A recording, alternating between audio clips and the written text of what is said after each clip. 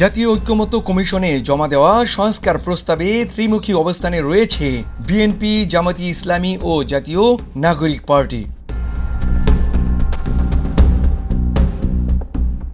৬টি বিষয়ে গঠিত সংস্কার কমিশনের সুপারিশে দ্বিকক্ষ বিশিষ্ট সংসদ, সংখ্যানুপাতিক নির্বাচন সহ নানা বিষয়ে রয়েছে দ্বিমত।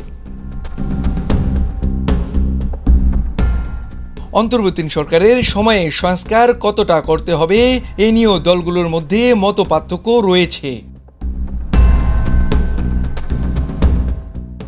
গত মাসের শুরুতে ৬টি সংস্কার কমিশনের ১৬৬টি সুপারিশ পূর্ণাঙ্গ প্রতিবেদন সহ ৩৪টি রাজনৈতিক দলের কাছে চিঠি পাঠিয়েছে জাতীয় ঐক্যমত্য কমিশন।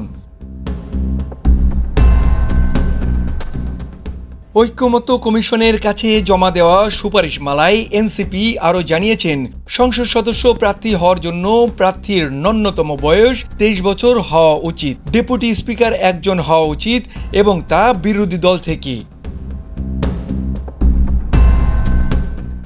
প্রধানমন্ত্রী সংসদ নেতা একই ব্যক্তি হতে পারেন, তবে মন্ত্রিসভার মধ্যে প্রথম জন হলে এক্ষেত্রে বাধা থাকবে না। অর্থবিল ছাড়া দলীয় সিদ্ধান্তের বাইরে মতামত দেওয়া যাবে না, পাশাপাশি দলের বিরুদ্ধে অনাস্থা ভোট যুক্ত করা যেতে পারে। জাতীয় ঐক্য কমিশনে জমা দেওয়া সংস্কারের প্রস্তাবে বিভিন্ন মতবিরোধের কারণে ত্রিমুখী অবস্থানে রয়েছেন তারা।